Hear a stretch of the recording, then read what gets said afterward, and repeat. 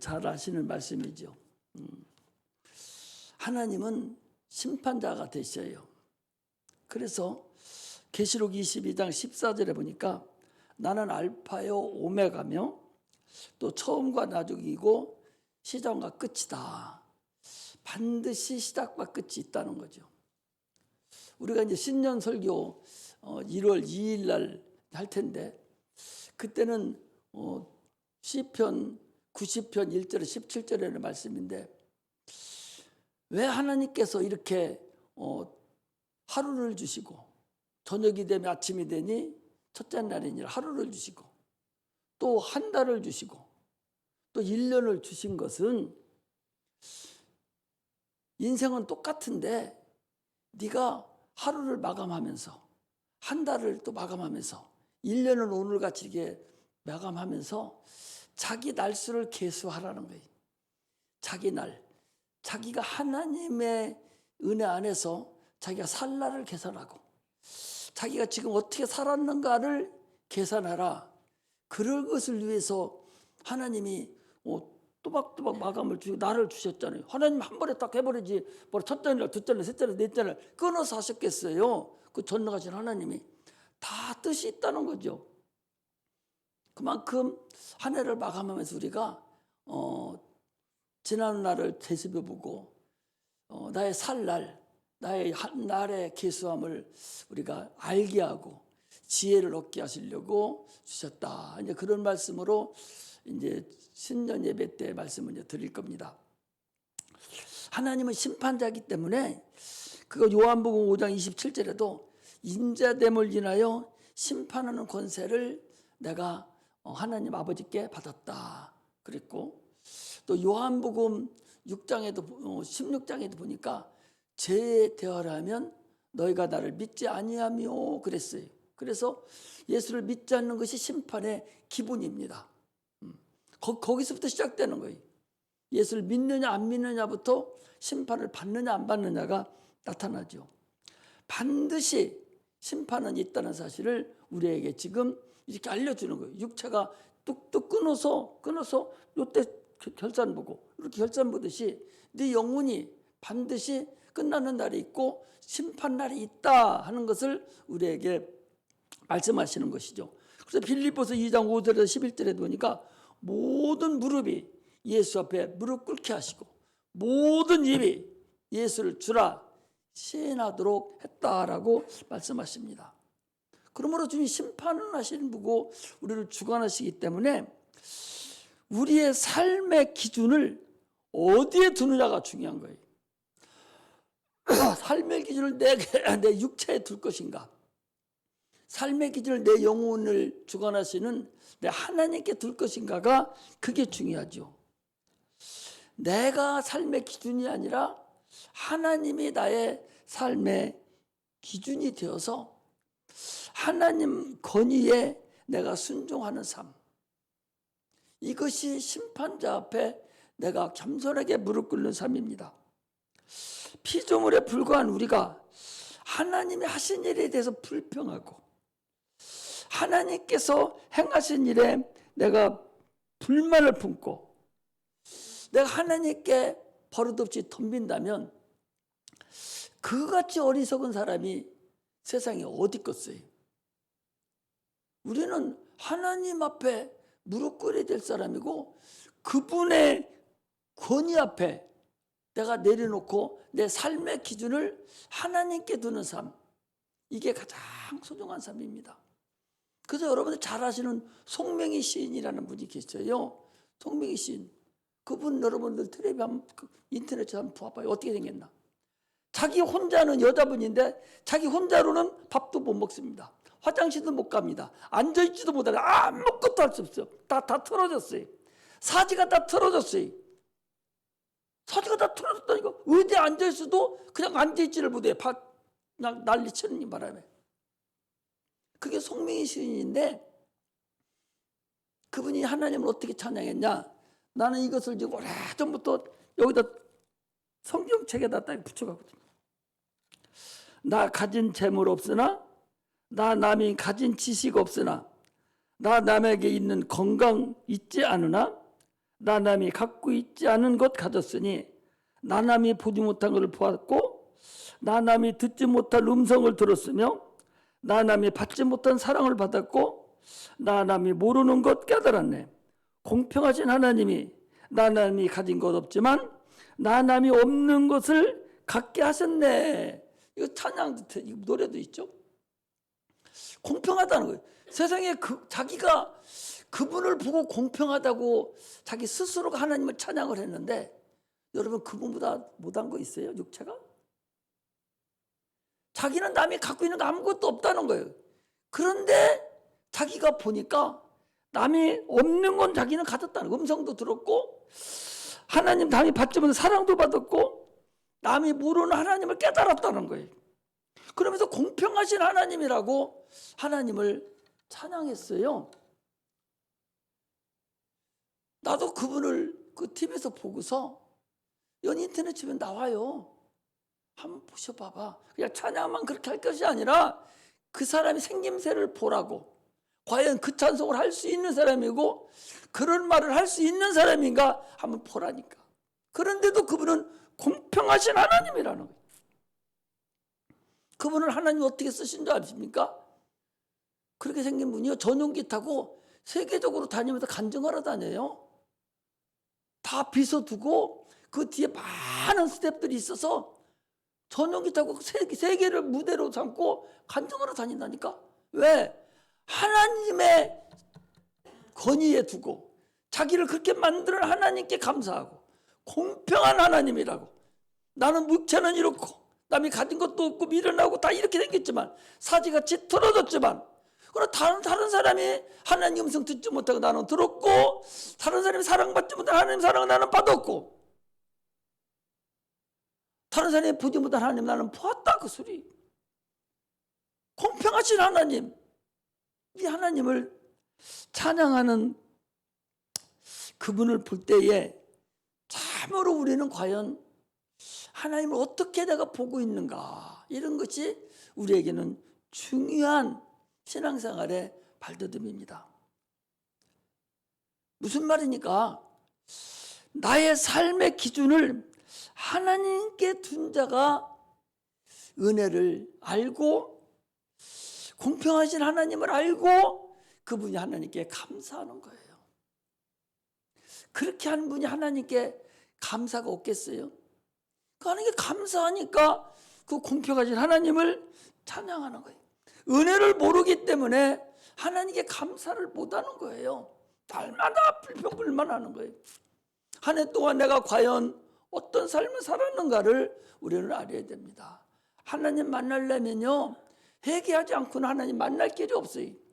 하나님과 우리 사이에 반드시 가로막힌 담이 하나 있는데 그 담은 죄의 담입니다. 하나님과 나의 뭔가에 가로막힌 담을 헐어버리지 않으면 주님 못 만납니다. 그러면 회개해야 돼요.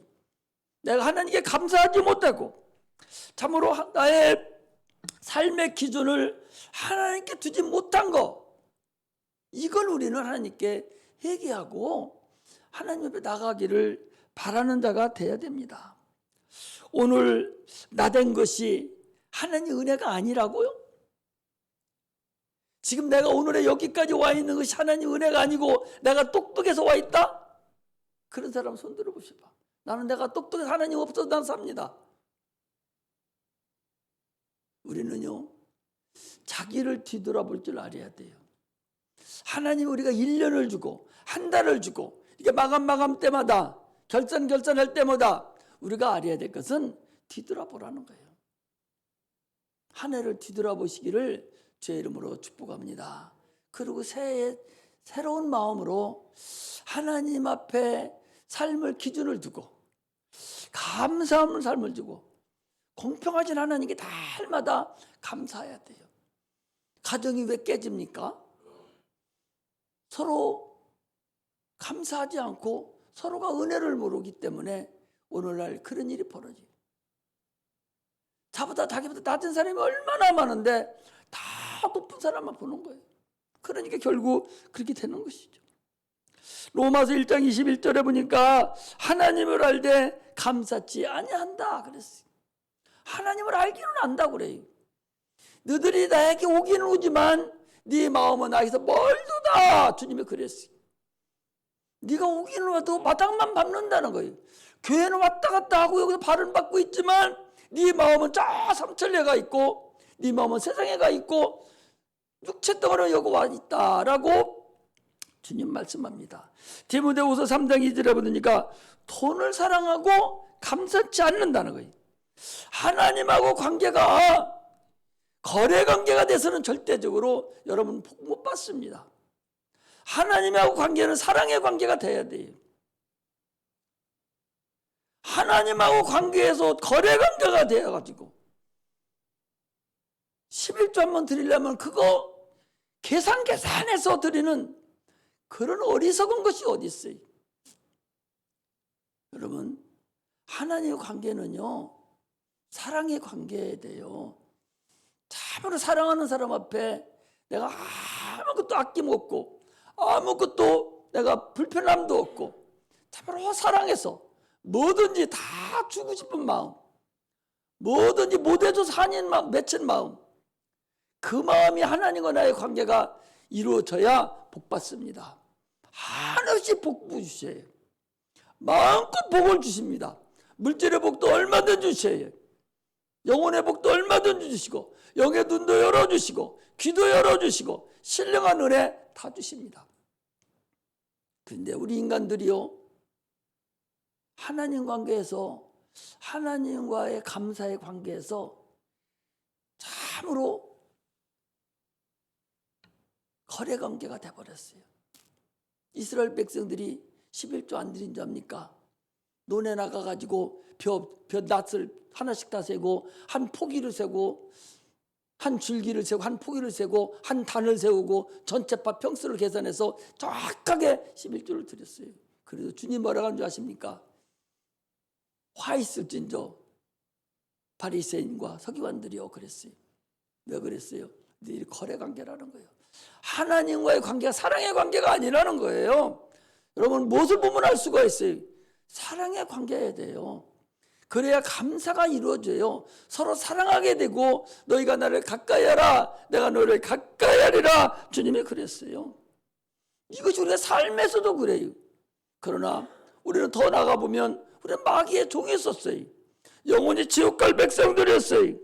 그런데 하나님의 자녀가 되었거든요. 하나님을 아버지라고 부르잖아요. 천국을 소유했잖아요. 이게 하나님의 은혜가 아니면 뭡니까? 그렇기 때문에 구원을 헛되이 하고 있어요. 구원을 헛되이 하고 있다고. 예수 믿는 것을요 창피하게 여기고 당당하지 못하고 누가 알을까 무섭고 어디 가서 참으로 하나님을 나타내지 못하는 그런 자가 돼버린 거예요. 우리는 하나님께 무화과 나무같이 무한 주는 분이 돼서는 안 돼요. 하나님께서 하라는 대로 순종하고 복종할 줄 알아야 되지. 하나님 뭐 하라고 하면 무한 주잖아요. 싫어요. 능력 없어요. 그냥 그게 뭐예요? 무화과 나무 그게 뭔데? 하나님께서 천지를 창조할 때 무화과가 왜 창조됐어요? 주님이 그날 쓰려고 그랬던 거예요. 그런데 지가 하나님께 무화과를 못 주니까 바로 저주받았어요. 자기 지혜와 자기 지식으로 하나님을 무한 주는 그런 어리석은 자가 돼서는 안 됩니다. 명품 신앙인이 돼야 돼요. 할렐루야. 욥을 보세요. 욥이 여러분 욥기를 읽어보니까 하나님과 사단 마귀와 둘의 관계에 욥이 있어요. 욥이 그러잖아요. 아니 욥이 얼마나 당대에 얼마나 하나님을 섬기는 줄 아느냐 자랑하니까 아이고 부자 만들어줘서 그러죠. 아닙니다. 한 부자만 뺏어보세요.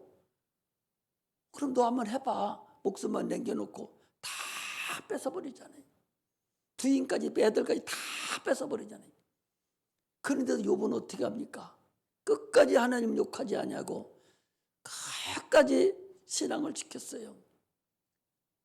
그 욥이 사탄하고 지금 주님하고 둘이 얘기하고 있는 판인데 욥이 불순종하고 하나님을 욕하고 나가버렸다면 하나님의 체면이 어떻게 되겠어요?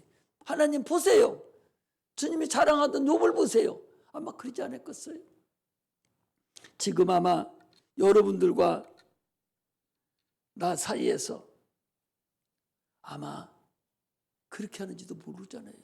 지금 내가 어려움을 당하고 힘든 일을 당할 때에 분명히 하나님과 마귀 사이에 그런 일이 있다고 보지 않을 수가 어떻게 있겠어요? 우리 신앙은요, 명품 신앙이 돼야 됩니다. 반드시 상급이 있어요. 직분 가진 자는 죽도록 충성하라. 그리하면 생명의 면류관을 얻으리라 그랬습니다. 나이 많다고 먼저 떠나는 거 아니에요. 확률상으로는 나이 많이 먹으면 당연히 떠나죠. 그러나 늦게 떠난다 해도 언젠가는 떠나요. 여기 있는 사람 100년이면 다 떠나. 100년 더 살 사람이 있으려나? 지금부터 100년 더 살으면 20살 먹은 사람은 120살에 살아야 되고 40살 먹으면 140년 살아야 되니까 100년이면 여기 다 떠날 거요. 육체는 다 떠납니다. 떠난 이후에는 내가 어떻게 할 것인가? 과연 이것을 우리는 확실하게 아는 그런 자가 돼야 됩니다. 자기 영혼을 되돌아볼 줄 알아야 돼요. 육체는 거울을 쳐다보고 뭐 잡티도 빼고 우리 장로님 잡티 빼는 게 이쁘더만 다시 또 생겼다 보니까 나도 잡티가 이렇게 있어서 껄끄럽고 그런데 육체는 잡티를 빼고 이쁘게 보이고 화장도 하고 이렇게 하지만 그러나 우리 영혼을 되돌아볼 줄 알아야 돼요. 누가 진짜가 돼요? 영혼이 진짜예요. 육체가 진짜가 아니라니까. 육체는 영혼의 그림자입니다. 포장지에 불과해요. 포장지가 아무리 이뻐봤자 그거 속에 있는 선물 빼내면 바로 꾸겨서 화장실에 들어가고 태워도 갑니다. 속에 있는 영혼이 중요하지 육체는 영혼을 보살피고 있는 그런 포장지에 불과해요. 포장지도 이쁘면 좋죠, 받기가. 그러나 우리 영혼이 더 중요하다는 사실을 아셔야 됩니다. 내 영혼이 벌거벗은지도 모르고 어떤 목사님이 부흥회하러 가보니까 다 벌거벗은 사람들이 있더라고요. 몇 사람 빼놓고 다 벌거벗었더라고요. 영혼이 다 벌거벗었고 육체만 번드름하고 돈만 있다고 큰 소리만 치고 있지 속은 아무것도 없더라는 거예요. 우리는 영혼을 뒤돌아볼 수 있는 그런 은혜가 임하시기를 주의 이름으로 축복합니다. 내 삶의 관점을, 내 삶의 중심을 내가 과연 삶의 기준을 어디에 두고 사는가? 그래야 절대로 실패하지 아니하고 그래야만이 참으로 감사가 넘쳐난다는 사실을 우리가 아셔야 됩니다. 송명희 시인 같은 그런 그 시인도 아니요. 사실은 시인도 아닌데 하나님이 시인을 만들었지. 자기 입으로 해서 알아듣지도 못해요. 그 옆에 있는 사람이 알아듣고 써놓으면 맞으면 고개 끄덕거리고 틀리면 이렇게 해서 고쳐놓은 글씨들이거든요. 침 흘리고 대변도 못 보고 다 그린데도 불구하고 어떻게 그분이 하나님을 찬양하겠어요? 그런 사람이 본받을 사람이에요. 그분의 영이 확 열려서 그분이 써놓은 여러분 그 마지막 때에 되어질 거 뭐 책 나온 거 있어요. 그거 봐봐. 지금 그렇게 돼가고 있어요. 아무것도 없고 하나님이 그렇게 딱 보여준 거예요. 보여준 거 써놓은 거 송명희 시인 써놓은 거 있어요. 지금 요즘에 컴퓨터 이 핸드폰 이거 사람 가는 데마다 다 찾아내잖아요. 앞으로 말세 가서 그렇게 하는 거 써 있어.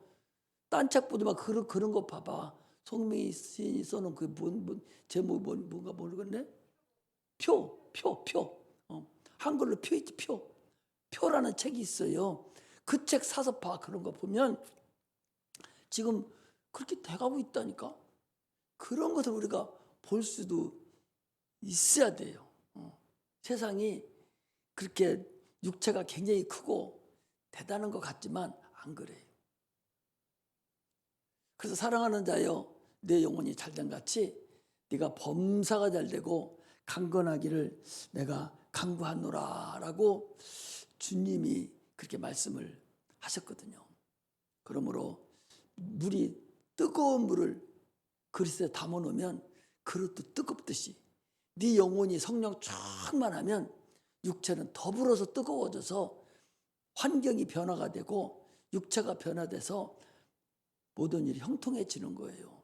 그 기분 윤리를 알아야 돼요. 그릇에 담으면 뜨거운 그릇에 찬물 갖다 집어넣어봐. 육체 금방 식어버려. 소용없어. 속이 뜨거워야 돼. 영혼이 성령이 충만해야만이 된다는 사실을 아주 성경은 진리를 얘기하고 있다는 것을 알아야 됩니다. 그러므로 한 해 동안 여러분 수고 많이 하셨어요. 새해 복 많이 받으시고 좋은 일만 있으시기를 주의 이름으로 축복합니다. 한 해 동안 억울하고 또 서운했고 참으로 힘들었던 모든 거, 종 때문에, 주의 종 때문에 어려웠던 거, 또 교회 때문에 힘들었던 거 있으면 여러분 다 용서해 주시고 참 평안함으로 희망찬 2022년을 마시기를 주의 이름으로 축복합니다. 신앙은 회개부터 시작돼요. 회개해야 돼요. 이제 조금 있으면 이제 몇 분, 한 14분 남았는데 2022년이 돌아옵니다. 새해를 맞이하기 전에 회개하고 하나님께 영광 돌리는 그런 은혜가 임하시기를 제 이름으로 축복합니다. 할렐루야. 시간이 많이 남지 않을 것 같으니까 여기에 모인 우리 이 찬송을 한번 하겠습니다.